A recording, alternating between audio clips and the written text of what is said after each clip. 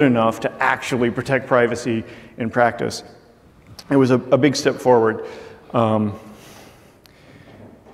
And here you see most of the team at that time, 2 years ago, on the day of Sprout's activation. And then last night was the next step.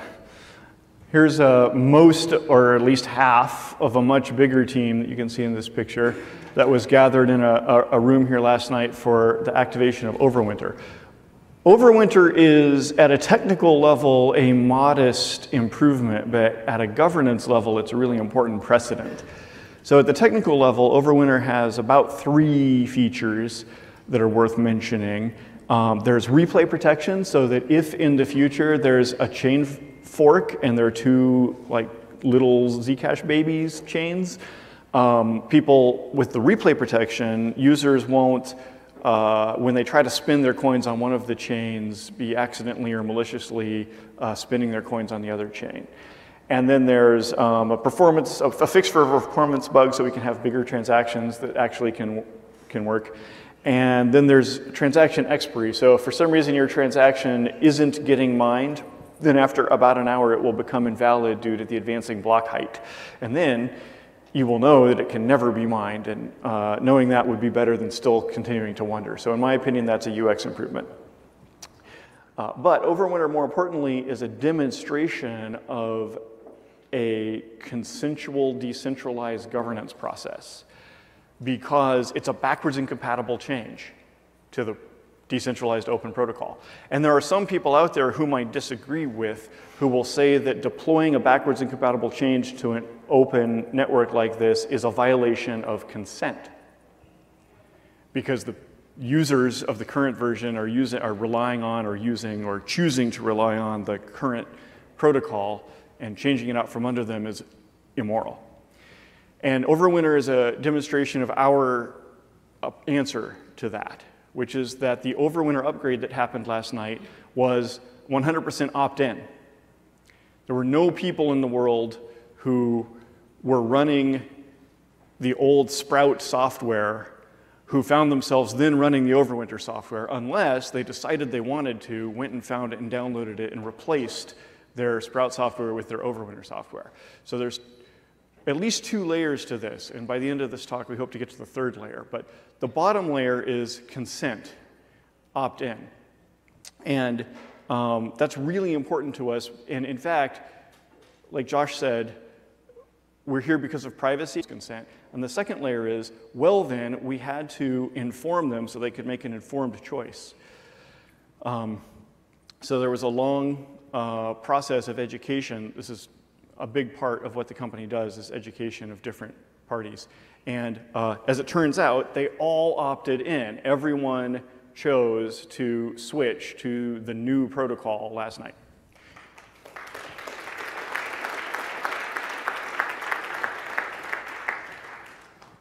And then along the way, the other thing we've been working on is called Zcash sapling, planned to activate in October of, not on October 20, but in October.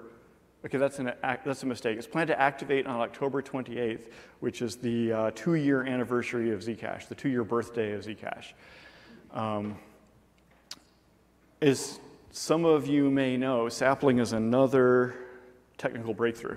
Oh my God, I'm way less than halfway through with my slides, so I'm gonna have to talk twice as fast. Sapling is super great, and Sean Bowe is gonna give a whole talk about it soon. And the point of it is that it makes this advanced privacy and security technology efficient enough that we can then push it to become ubiquitous, which we don't have yet. Like, privacy and the privacy technology are necessary for achieving our mission, but they're not sufficient. Then the other thing we do is education. So here's an example of the kind of people. There's many different sort of people that we go around educating, and among them are regulators. So we flew to New York many times and explained the technology to the New York Department of Financial Services, whom you probably don't know is the most aggressive regulator of cryptocurrencies in the United States and probably in the world. And we argued to them that, well, so we explained the facts about the technology, and then we advocated And we said that we believe user-protecting technology is part of the solution, not part of the problem. That user-protecting technology is a building block of a well-governed democracy, that it serves the purposes they have to protect their people from being targeted by criminals, and their responsibility to form safe and efficient markets and consumer protection and everything else, and national infrastructure and whatever. And I don't know what they're thinking, because they're government officials and they're the ones who ask the questions, so they didn't tell me what they were thinking. But after we had that conversation, then they put out an official press release on their official government website that said New York Department of Financial Services has approved Zcash, including Z addresses, as, yeah.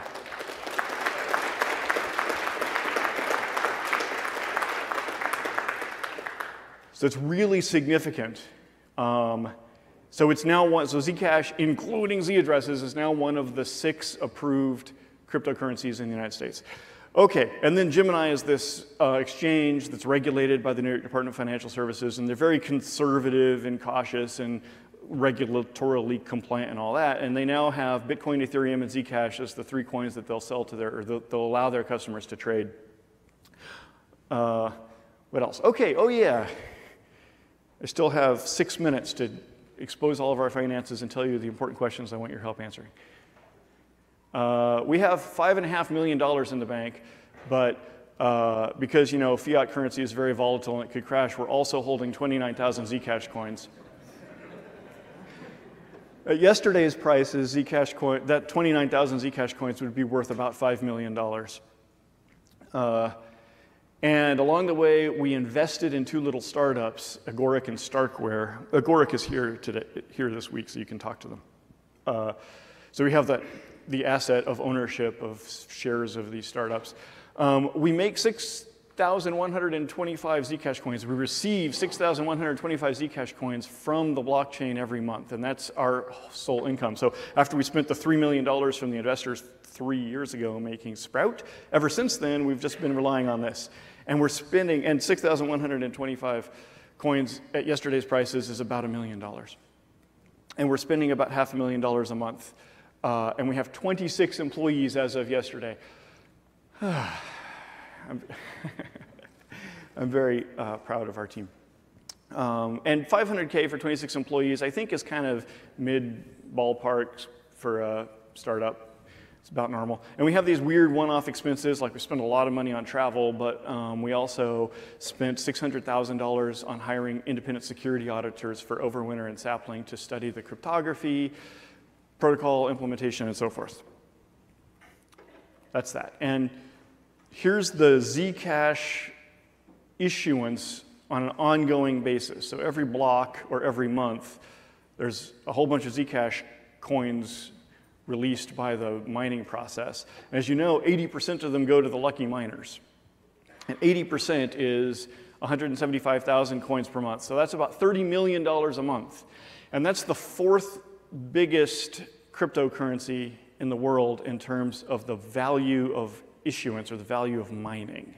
So mining is really, really important because there's a lot of money at stake, and it has both good and bad consequences. But we're giving out $30 million a month as a community, as like everyone who uses Zcash is handing out $30 million a month to miners, whoever they are. And the second biggest recipient is the Zcash Foundation, due to a bunch of donations from people who had rights originally when it launched years ago. A bunch of people have donated to the Zcash Foundation. So this is not baked into the consensus rules, this is donations, but the Zcash Foundation gets 3% of all the coins every month. And the company, that's 6,125 that fund the entire operation of the company so far. That's the next one there. And these rules are coded to take effect for 4 consecutive years, from the launch 2 years ago of Zcash 1.0 until 2 years from now. And you can see me in there. I have I receive 0.9% of the coins personally every month, which is about 2,000 coins. It's totally uncomfortable exposing all these facts about my company, but there you have it. Okay, so that's just about the company, and the reason I think the most important outcome from this conference is much bigger than that. All of that about the company is just one building block that you need to take into account, because there are these massive open questions that we need to be addressing as a community starting now. Now's the time. And you are the best possible group to do it. Almost everyone that I would want to have in this conversation is already in this room or is due to arrive later today. So first of all, roadmap, sustainability, decentralization. Which order? Okay, roadmap. The company has proposed a roadmap for the company's activities. But if Zcash is to achieve what we all hope for, we'll have to have a lot more than this. But the company has, we posted a blog post this morning that you can find that says, with the remaining 2 years of this funding and you know, with our current team and all of our constraints, Anthony says we have 5 minutes. Cool. What does the company think we can do well and is the highest priority to do over the next 2 years? And we posted a blog post saying that. And the emphasis in it is on usability and ubiquity of a private currency. Because we've already succeeded at a certain technological level, but we haven't succeeded, and for that matter, neither has Bitcoin or Ethereum or anyone else, on a usability and adoption level. So that's the priority you'll see. But that roadmap that we posted for the company is an invitation to conversation. If you believe the company should prioritize something else instead or whatever, or if you can help in a specific way, this is the time to begin that conversation. And in fact, we have a specific plan to finalize that roadmap and commit to it so everyone will know what the company is going to do for the next 2 years, and we're going to finalize that in August. So sustainability is a critical question that the community has to decide for itself. And the question is, how should the development of Zcash be funded after that funding that I described earlier ends in 2 years? And decentralization, I think, is the most important thing. I actually think it's more important than usability. So here's the kind of question that's a totally legit question that different people can have different reasonable, well-informed people can have different answers to. If we have to choose one or the other, and we might, which one should we do first or best, decentralization or usability? Well, my answer is decentralization, even though the company's roadmap for the next 2 years is on usability. But decentralization is bigger than the company. And I said that we already had opt-in and informed protocol upgrades, and I think that's a necessary basis for any decentralization, because it's one of those things where if you don't have consent and if you don't have privacy at the underlying layer, you can't build it on top. But now there's the question of what backwards incompatible protocol upgrades shall we propose? So far, no one, overwinter and sapling are no-brainers, right? Nobody doesn't want an overwinter and a sapling. But if Zcash is to satisfy its mission, the community will have to make many decisions which are vigorously opposed by a faction, possibly a large faction. That's my belief. And so the process of coordinating and deciding that is the most important question. Okay, those are all my slides. Anthony says I'm almost out of time. Thank you all so much for being here. I am so grateful to all of you for being here. Thank you.